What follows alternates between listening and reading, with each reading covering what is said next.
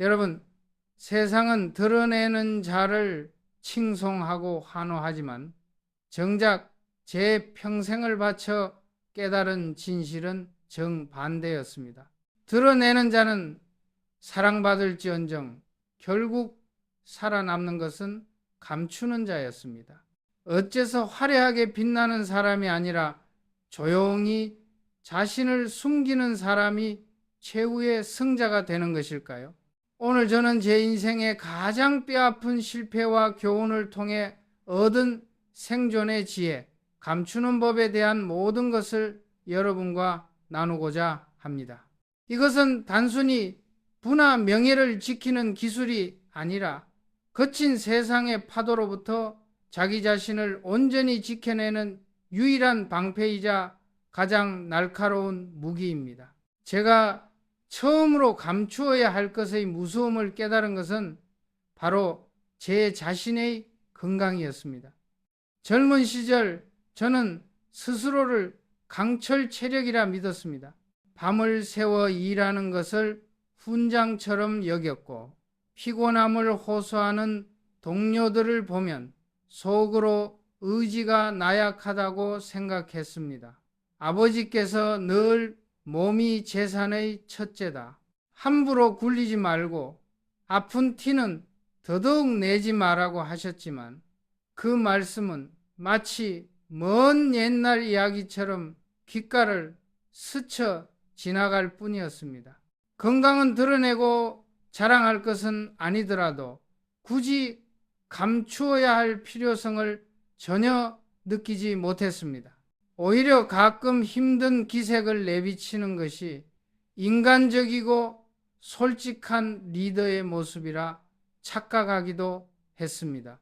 그 뼈저린 착각이 깨진 것은 30대 후반 회사의 명운을 건 반도체 사업 초기 투자로 정신없이 뛰던 시절이었습니다. 몇 주 동안 미국과 일본을 오가며 잠자는 시간까지 쪼갰어야 했습니다. 몸은 천근만근이었고 머릿속은 끊임없이 돌아가는 기계처럼 뜨거웠습니다. 귀국 후 오랜만에 만난 한 고위 임원과 저녁 식사를 하는 자리였습니다. 그는 제 안색이 좋지 않다며 걱정스러운 얼굴로 물었습니다. 회장님, 안색이 많이 안 좋으십니다. 무리하시는 것 아닙니까? 저는 그 순간 경계심 없이 마음속에 있던 말을 툭 내뱉었습니다. 아, 요즘 부쩍 피곤하네. 이러다 큰일 나는 거 아닌가 몰라. 나도 이제 나이가 드나 봐. 저는 그저 고된 업무에 대한 가벼운 푸념이자 저를 걱정해주는 임원에 대한 인간적인 대답이라고 생각했습니다. 그 임원 역시 몸 챙기셔야 합니다라며 진심으로 걱정하는 듯 보였습니다. 하지만 그 한마디는 제가 상상도 못한 거대한 파도의 시작이었습니다. 며칠 지나지 않아 회사 안팎으로 이상한 소문이 유령처럼 떠돌기 시작했습니다. 처음에는 회장님이 요즘 건강이 안 좋으시다더라 정도의 가벼운 이야기였습니다. 하지만 소문은 날개를 단 듯 하루가 다르게 살이 붓고 부풀려졌습니다. 심각한 지병이 있는데 숨기고 있다더라. 미국에 간 것이 사실은 출장이 아니라 비밀리에 치료를 받기 위함이었다. 급기야는 회장 유고시를 대비한 비상경영 체제를 준비해야 한다는 끔찍한 억측까지 나돌았습니다. 저는 처음엔 어이없는 헛소문이라며 대수롭지 않게 넘기려 했습니다. 하지만 상황은 제 예상을 훨씬 뛰어넘어 심각하게 돌아갔습니다. 이유 없이 주가가 며칠 동안 요동쳤고 해외 투자자들로부터 회사의 경영 안정성에 대한 문의가 빗발쳤습니다. 호시탐탐 기회를 엿보던 경쟁사들은 마치 이때다 싶다는 듯이 우리 회사의 핵심 인력들을 빼가려는 물밑 작업을 시작했고 중요한 계약을 앞두고 있던 파트너사들은 은근슬쩍 제 건강 상태를 떠보며 최종 결정을 미루었습니다. 조직 내부는 더욱 심각했습니다. 직원들은 불안감에 휩싸여 업무에 집중하지 못했고, 임원들 사이에서는 제 눈치를 보며 미묘한 권력 다툼의 기류까지 형성되었습니다. 저는 충격에 휩싸였습니다. 고작 저의 무심한 푸념 한마디가 이 거대한 조직 전체를 뿌리부터 뒤흔드는 재앙의 씨앗이 될 수 있다는 사실에 온몸에 식은땀이 흘렀습니다. 그때서야 저는 아버지의 말씀을 피로 깨달았습니다. 리더의 건강은 결코 개인의 것이 아니었습니다. 그것은 조직의 신뢰도 그 자체이자 수만 명 직원과 그 가족들의 생계가 걸린 미래였습니다. 나의 약한 모습은 동정의 대상이 되는 것이 아니라 곧바로 조직의 약점으로 인식되고 적들에게는 더할 나위 없이 좋은 공격의 빌미를 제공하는 것이었습니다. 세상은 약한 자에게 잠시 동정의 눈길을 보낼지는 몰라도 결코 자신의 운명을 나약한 리더의 손에 맡기지 않습니다. 그날 이후 저는 제 건강에 대해 철저한 침묵을 지키기로 맹세했습니다. 그것은 단순히 아픈 척하지 않는 소극적인 수준의 다짐이 아니었습니다. 어떻게 건강을 완벽하게 감출 수 있을까요? 제가 수십 년간 지켜온 원칙은 다음과 같습니다. 첫째, 그 어떤 상황에서도 자신의 피로나 병에 대해 불평하거나 토로하지 마십시오. 가장 가까운 가족이나 친구에게도 마찬가지입니다. 누군가 당신의 건강을 물으면 답변은 언제나 한결같아야 합니다. 덕분에 좋습니다. 문제 없습니다. 늘 똑같죠. 이 간결하고 긍정적인 대답은 당신을 둘러싼 불필요한 의심과 소문을 원천적으로 차단하는 가장 강력한 방패가 됩니다. 입 밖으로 나오는 순간 당신의 상태는 단순한 사실을 넘어 타인이 멋대로 해석하고 이용할 수 있는 정보가 되어버린다는 것을 명심해야 합니다. 둘째, 건강 관리를 남에게 보여주기 위한 과시 수단으로 삼지 마십시오. 새벽부터 등산을 하고 값비싼 운동기구로 몸을 단련하는 모습을 SNS에 올리는 것은 어리석은 행동입니다. 진정한 건강관리는 남들의 좋아요를 받기 위함이 아니라 오롯이 나 자신을 위한 소리 없는 규율이어야 합니다. 동이 트기 전 아무도 보지 않는 시간에 일어나 묵묵히 집 주위를 걷고 온갖 산의 진미가 차려진 저녁 식사 자리에서도 조용히 술잔을 멀리하고 모두가 잠든 시간에 홀로 책상에 앉아 하루를 정리한 뒤 정해진 시간에 잠자리에 드는 것, 이것이 바로 진짜 자기 관리입니다. 건강은 요란한 구호나 화려한 전시가 아니라 매일매일 강철 같은 의지로 쌓아 올리는 견고한 성체와 같습니다. 당신의 단단한 건강은 당신의 흔들림 없는 눈빛과 지치지 않는 결단력, 그리고 위기의 순간에도 평정을 잃지 않는 침착함으로 조용히 증명될 것입니다. 그것이야말로 그 어떤 웅변보다 강력한 신뢰를 주는 리더의 가장 큰 자산입니다. 건강의 취약함을 감추는 법을 뼈에 새긴 후 저는 곧바로 인생의 두 번째 시련에 부딪혔습니다. 그것은 바로 돈의 문제였습니다. 아버지께서는 입버릇처럼 아들아, 돈 자랑만큼 어리석고 천박한 것은 없다. 네 주머니가 두둑할수록 입은 더 무겁게 닫아야 한다고 가르치셨습니다. 하지만 젊은 시절에 저는 그 말씀의 깊이를 다 헤아리지 못했습니다. 사업이 어느 정도 본궤도에 오르고 개인적으로도 당시로서는 생소했던 주식 투자에 성공하여 상당한 수익을 거둔 적이 있었습니다.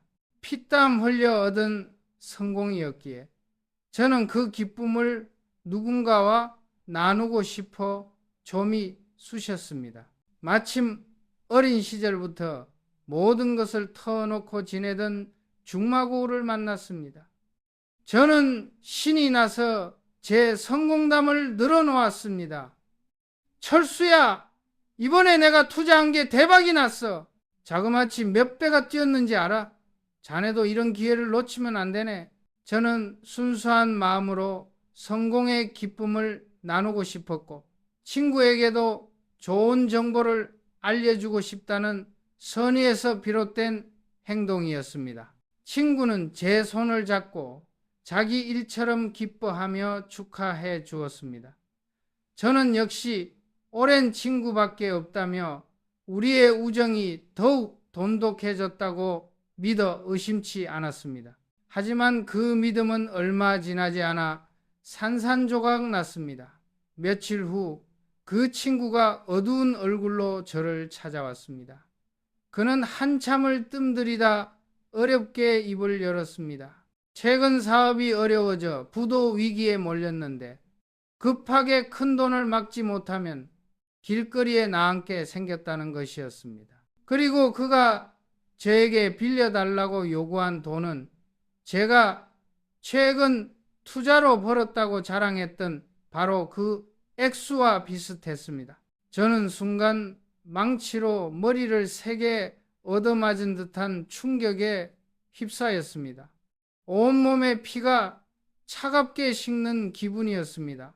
그가 저를 찾아온 것은 수십 년간 쌓아온 우정 때문이었을까요? 아니면 제가 큰 돈을 벌었다는 정보 때문이었을까요? 만약 제가 돈을 벌었다고 자랑하지 않았더라도 그는 저에게 이토록 그에게 돈을 요구할 수 있었을까요? 수많은 생각들이 머릿속을 스쳐 지나갔지만 저는 차마 오랜 친구의 절박한 부탁을 거절할 수 없었습니다. 저는 그에게 돈을 빌려주었습니다. 하지만 그날 이후 우리의 관계는 돌이킬 수 없이 변해버렸습니다. 그는 저를 만날 때마다 빚진 자의 불편한 기색을 감추지 못했고 저는 그를 볼 때마다 돈을 빌려준 사람의 어색함을 느껴야 했습니다. 돈은 우리의 우정 사이에 보이지 않는 거대한 벽을 쌓았습니다. 결국 그는 돈을 갚지 못했고 우리는 자연스럽게 연락이 끊겼습니다. 수십 년간 이어온 소중한 우정은 그렇게 돈 자랑 한 번에 허무하게 끝나버렸습니다. 저는 또 한 번의 뼈아픈 교훈을 얻었습니다. 나의 부는 타인에게 부러움과 동경의 대상이 되는 동시에 시기와 질투 그리고 끊임없는 요구와 분쟁의 빌미가 된다는 것을 내가 가진 것을 드러내는 순간 나는 더 이상 한 명의 인간 나가 아니라 움직이는 현금 지급기 혹은 성공의 사다리로 인식되기 시작합니다. 사람들은 내 지갑의 두께를 가늠하고 나를 통해 얻을 수 있는 이익을 계산하기 시작합니다. 순수했던 인간관계는 복잡한 이해관계로 변질되고 예기치 못한 갈등과 시기심에 휘말리게 됩니다. 심지어는 범죄의 표적이 되어 나와 내 가족의 안전까지 위협받을 수 있습니다. 이것이 바로 제가 돈을 철저히 감추어야 한다고 피를 토하는 심정으로 말하는 이유입니다. 돈을 감추는 방법은 생각보다 어렵지 않습니다. 다만 철저한 자기 통제가 필요할 뿐입니다. 첫째, 절대 자신의 정확한 수입이나 자산 규모에 대해 구체적으로 말하지 마십시오. 동창회에 나가서도 친한 친구들과의 술자리에서도 마찬가지입니다. 누군가 당신의 경제력을 넌지시 묻거든 그저 먹고 살만 합니다. 혹은 아직 대출금 갚을 일이 막막합니다. 라며 겸손하고 모호하게 답하십시오. 구체적인 숫자가 언급되는 순간 그것은 더 이상 당신의 것이 아니라 모두의 안대거리이자 평가의 잣대가 됩니다. 둘째, 당신의 부를 상징하는 것들을 과시하지 마십시오. 새로 산 비싼 차, 명품 시계, 호화로운 해외여행 사진을 SNS에 자랑하듯 올리는 행동은 나에게 돈이 많으니 와서 문제를 일으켜 주세요라고 온 세상에 광고하는 것과 같습니다. 진정한 품격은 드러내는 사치품의 개수가 아니라 보이지 않는 곳에서 베푸는 선행의 깊이에서 나옵니다. 당신의 돈을 의미 있는 곳에 사용하십시오. 늙으신 부모님께 조용히 두툼한 용돈 봉투를 안겨드리고 어려운 환경에서도 꿈을 잃지 않는 학생들을 위해 남몰래 장학금을 기부하고 사회의 발전을 위해 묵묵히 기여하는 단체를 후원하십시오. 당신의 돈이 당신의 인격을 조용히 증명하게 하되 결코 당신의 지갑이 당신이라는 사람을 규정하게 만들어서는 안 됩니다. 돈은 깊고 조용히 흐르는 강물과 같아서 그 흐름을 통제하고 감출 줄 아는 자만이 진정한 주인이 될 수 있습니다. 건강과 돈을 감추는 법을 익혔지만 제 인생 최악의 시련이자 가장 혹독한 가르침은 제가 가장 믿었던 사람에게서 찾아왔습니다. 그것은 제게 감추기의 마지막 원칙, 즉 신뢰를 감추는 법을 가르쳐 주었습니다. 당시 회사는 차세대 먹거리가 될 신사업의 모든 역량을 쏟아붓고 있었습니다. 프로젝트의 성패에 그룹의 미래가 달려있다고 해도 과언이 아닐 정도로 중요한 일이었습니다. 저는 이 막중한 프로젝트를 이끌 책임자를 물색하고 있었습니다. 그때 제가 10년 넘게 지켜보며 아들처럼 아끼고 신뢰하던 김 부장이 있었습니다. 그는 누구보다 성실했고 능력이 뛰어났으며 무엇보다 저에 대한 충성심이 남다르다고 굳게 믿었습니다. 어느 날 김 부장이 조심스럽게 자신의 직속 후배라며 한 사람을 제게 추천했습니다. 실력과 인품 모두 출중하여 이번 프로젝트의 적임자라고 침이 마르게 칭찬했습니다. 저는 김 부장에 대한 절대적인 믿음이 있었기에 그가 추천한 인물인 최 차장을 별다른 검증 없이 프로젝트의 핵심 책임자로 임명했습니다. 그리고 저는 공개적인 자리에서 여러 번 이번 프로젝트는 내가 가장 믿는 김 부장과 그가 추천한 최 차장에게 모든 것을 맡겼으니 모두들 이들을 믿고 따라주길 바란다고 말하며 그들에게 힘을 실어 주었습니다. 저는 그것이 리더로서 신뢰를 보여주는 방식이며 그들의 사기를 높여 최고의 성과를 이끌어내는 방법이라고 생각했습니다. 초반에는 모든 것이 완벽해 보였습니다. 최 차장은 기대 이상의 실력으로 프로젝트를 이끌었고 가시적인 성과들이 속속 보고되었습니다. 저는 김 부장의 사람 보는 눈을 칭찬하며 그에 대한 저의 신뢰가 틀리지 않았음에 안도했습니다. 회사 내부에서는 누가 봐도 김 부장과 최 차장은 제 오른팔이자 왼팔이었습니다. 저는 굳이 그 사실을 숨기려 하지 않았습니다. 오히려 그것을 자랑스럽게 여겼습니다. 하지만 가장 밝은 빛 뒤에는 가장 짙은 그림자가 숨어 있었습니다. 비극은 제가 모든 것이 순조롭다고 가장 안심하고 있을 때 등 뒤에서 날아온 비수처럼 찾아왔습니다. 몇 달 후 우리의 가장 강력한 경쟁사가 우리가 수년간 극비리에 개발해온 핵심 기술과 놀랍도록 유사한, 아니 거의 동일한 기술을 적용한 신제품을 출시한 것입니다. 저는 제 눈을 의심했습니다. 이것은 우연의 일치일 리가 없었습니다. 내부 정보 유출이 아니고서는 불가능한 일이었습니다. 충격과 분노에 휩싸인 저는 즉시 최고 수준의 보안 감사를 지시했습니다. 그리고 얼마 지나지 않아 저는 제 인생에서 가장 끔찍한 진실과 마주해야 했습니다.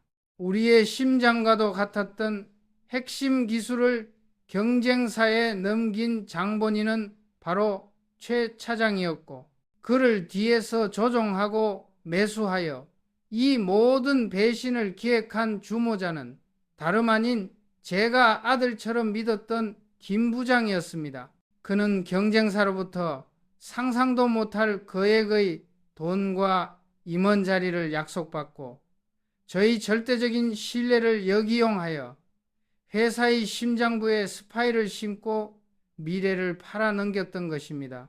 저는 하늘이 무너져 내리는 듯한 배신감에 며칠 동안 식음을 전폐하고 잠을 이룰 수 없었습니다. 단순히 회사가 입은 천문학적인 금전적 손실 때문이 아니었습니다. 제가 사람을 잘못 봤다는 처절한 자책감, 그리고 인간의 믿음이라는 것이 이토록 쉽게 돈과 욕망 앞에서 무너질 수 있다는 깊은 회의감이 제 영혼을 잠식했습니다. 그날 이후 저는 사람을 쉽게 믿지 않게 되었습니다. 아니, 더 정확히 말하면 나의 신뢰를 결코 그 누구에게도 드러내 보이지 않게 되었습니다. 내가 누구를 믿고 의지하는지 세상에 알려지는 순간 그 사람은 적들의 가장 첫 번째 공격 목표가 됩니다. 경쟁자들은 그를 매수하려 하고 주변 사람들은 그를 이간질하며 그의 작은 약점이라도 잡아 흔들어서 결국 나를 무너뜨리려 할 것입니다. 나의 가장 강한 무기라고 생각했던 신뢰의 표현이 실제로는 적에게 나의 가장 치명적인 약점의 위치를 친절하게 알려주는 이정표가 될 수 있다는 것을 저는 피눈물을 흘리며 깨달았습니다. 그렇다면 사람을, 나의 신뢰를 어떻게 감추어야 할까요? 이것은 누구도 믿지 않는 냉혈한이 되라는 말이 아닙니다. 오히려 그 반대입니다. 첫째, 사람을 판단할 때 다른 어떤 것보다 시간을 가장 중요한 척도로 삼으십시오. 몇 번의 만남에서 보여주는 호감, 화려한 이력서, 귀를 즐겁게 하는 달콤한 말에 현혹되지 마십시오. 오랜 시간 동안 비바람과 폭풍우를 함께 겪어보고 가장 어렵고 힘든 위기의 순간에 그가 어떤 선택을 하고 어떻게 행동하는지를 당신의 눈으로 직접 확인하기 전까지는 결코 당신의 마음 전부를 내어주지 마십시오. 둘째, 그리고 이것이 가장 중요합니다. 당신이 최종적으로 누구를 가장 신뢰하게 되었는지, 당신의 마음속 진짜 오른팔이 누구인지 절대 외부인이 눈치채게 해서는 안 됩니다. 공식적인 자리에서는 모든 사람을 공평하게 대하고 중요한 결정을 내릴 때는 의도적으로 여러 사람의 의견을 듣는 것처럼 행동하십시오. 당신의 속마음이 깊은 안개 속에 가려져 있을 때 적들은 당신의 핵심을 파고들기 위해 어디를 공격해야 할지 알 수 없어 혼란에 빠질 것입니다. 이것은 비정한 처세술이 아닙니다. 이것은 당신 자신뿐만 아니라 당신이 진정으로 아끼고 신뢰하는 그 소중한 사람까지도 외부의 온갖 공격과 유혹으로부터 보호하는 가장 현명하고 책임감 있는 방법입니다. 진정한 신뢰는 나는 당신을 믿소라고 세상에 떠벌리는 것이 아니라 깊은 침묵 속에서 오직 서로의 눈빛만으로 확인하며 묵묵히 지켜나가는 것입니다. 마지막으로 제가 감춰야 했던 것은 제 자신의 가장 깊고 연약한 곳, 바로 내면, 즉 감정이었습니다. 외환 위기로 온 나라가 휘청거리던 시절 우리 회사 역시 창사 이래 최대의 위기에 직면했습니다. 주력 사업은 뿌리부터 흔들렸고 자금줄은 말라붙었습니다. 매일 아침 눈을 뜨면 수천억 원의 손실이 기록된 보고서가 저를 기다렸고, 밤에는 잠을 이루지 못해 뜬 눈으로 밤을 새우기 일쑤였습니다. 솔직히 말해 당시 저는 극도의 불안감과 지독한 외로움에 숨이 막힐 지경이었습니다. 당장이라도 모든 것을 내려놓고 나도 너무 힘들다, 이제는 지친다고 소리치고 싶었습니다. 어느 날 새벽 긴급 임원회의가 소집되었습니다. 무겁게 가라앉은 회의실에 모인 수십 명의 임원들은 모두 흑빛이 된 얼굴로 굳게 입을 다문 채 제 입만 바라보고 있었습니다. 그들의 눈에는 희망보다 짙은 두려움과 절망이 서려 있었습니다. 그 순간 제 마음속에서도 약하고 솔직한 목소리가 터져 나오려고 했습니다. 사실 나도 이 위기를 어떻게 극복해야 할지 잘 모르겠다고, 이 거대한 짐을 나 혼자 짊어지기에는 너무나 벅차다고 솔직하게 털어놓고 함께 울고 싶었습니다. 하지만 저는 가까스로 목구멍까지 차오른 그 감정 덩어리를 삼켰습니다. 제가 여기서 단 한순간이라도 흔들리는 모습을 보이면 이 배는 그대로 침몰할 것이라는 것을 직감했기 때문입니다. 선장의 불안은 가장 먼저 전염되는 무서운 전염병과 같아서 순식간에 모든 선원들을 공포와 혼란에 빠뜨리고 결국 모두를 파멸로 이끌고 말 것입니다. 저는 마른 침을 삼키고 평소보다 더 차분하고 단호한 목소리로 입을 열었습니다. 여러분, 위기는 언제나 있었습니다. 그리고 우리는 언제나 그 위기를 이겨냈습니다. 지금부터 우리가 해야 할 일은 분명합니다. 변명이나 한탄은 필요 없습니다. 각자 자신의 위치에서 무엇을 해야 할지 그것만 생각하십시오. 저는 흔들림 없는 눈빛으로 밤새워 준비한 위기 극복을 위한 구체적인 계획들을 하나씩 지시했습니다. 제 목소리에는 두려움이나 불안의 그림자가 단 1%도 섞여 있지 않았습니다. 그러자 놀라운 변화가 일어났습니다. 절망감에 휩싸여 고개를 숙이고 있던 임원들이 하나 둘씩 고개를 들기 시작했고, 그들의 눈빛에 다시 희미한 빛이 돌기 시작했습니다. 그들은 제 단호하고 확신에 찬 모습에서 아직 희망이 남아있음을 보았고, 흩어졌던 마음을 하나로 모아 위기를 극복하기 위해 다시 뛸 용기를 얻었습니다. 그날 회의는 성공적이었습니다. 하지만 그날 밤 저는 아무도 없는 텅 빈 사무실에 홀로 남아 창밖의 어둠을 바라보며 쏟아지는 눈물을 참기 위해 제 입술을 피가 나도록 깨물어야 했습니다. 리더의 자리가 얼마나 고독하고 무거운 것인지를 온몸으로 실감했습니다. 하지만 저는 결코 후회하지 않았습니다. 리더의 감정은 개인의 소유물이 아니라 조직 전체의 운명을 좌우하는 등대와 같다는 것을 알았기 때문입니다. 내가 감춘 나의 눈물 한 방울이 수만 명의 직원들과 그 가족들의 눈물을 막아낼 수 있다는 것을 깨달았기 때문입니다. 감정을 감추는 것은 결코 감정이 없는 냉혈한 로봇이 되라는 뜻이 아닙니다. 오히려 그 누구보다 자신의 내면에서 휘몰아치는 감정의 폭풍을 섬세하게 들여다보고 그것을 완벽하게 통제하는 고도의 훈련을 하라는 의미입니다. 어떻게 이 어려운 훈련을 할 수 있을까요?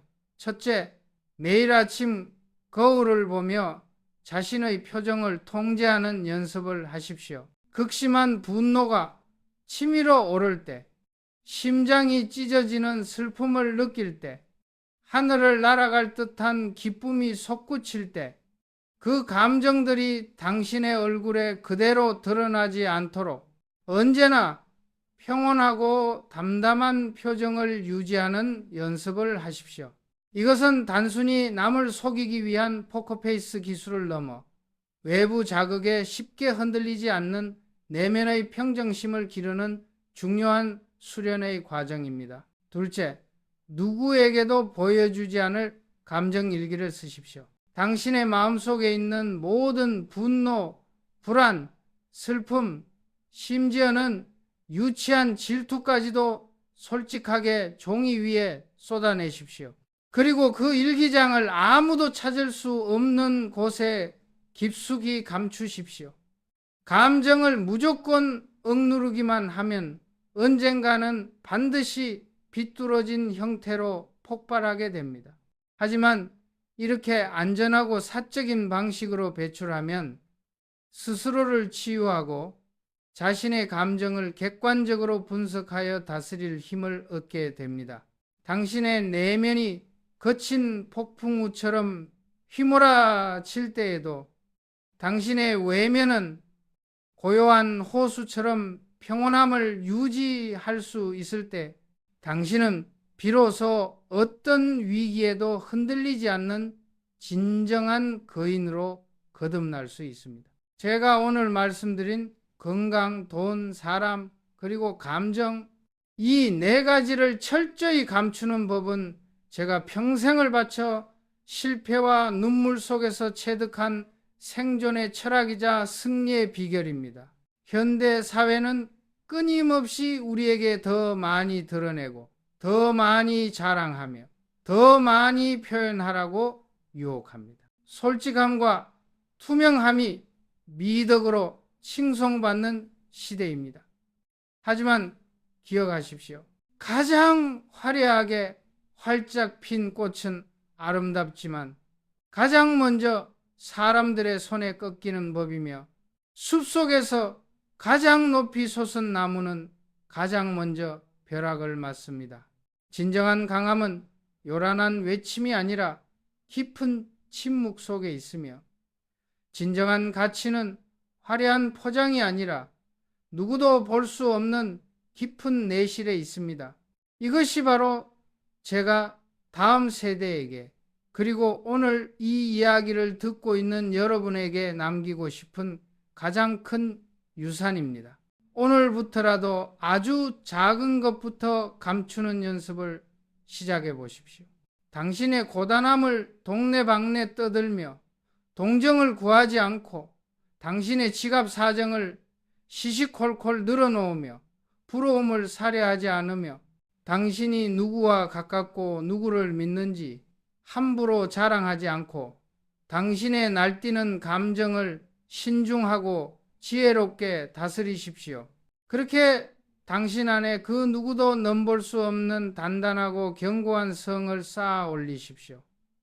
그 성 안에서 당신은 조용히 하지만 그 누구보다 강하게 성장할 것입니다. 그리고 마침내 세상이 당신의 존재를 알아차렸을 때 당신은 이미 아무도 감히 무너뜨릴 수 없는 거대한 산이 되어 있을 것입니다. 드러내는 자는 사랑받지만 오직 감추는 자만이 살아남아 최후의 승자가 됩니다. 오늘 제 이야기가 여러분의 삶에 깊은 울림과 지혜를 주었다면 좋아요를 눌러 공감을 표현해 주시고 이 지혜를 더 많은 분들과 함께 나누기 위해 구독을 부탁드립니다. 여러분의 삶에도 고요하지만 강력한 승리가 함께하기를 진심으로 기원합니다.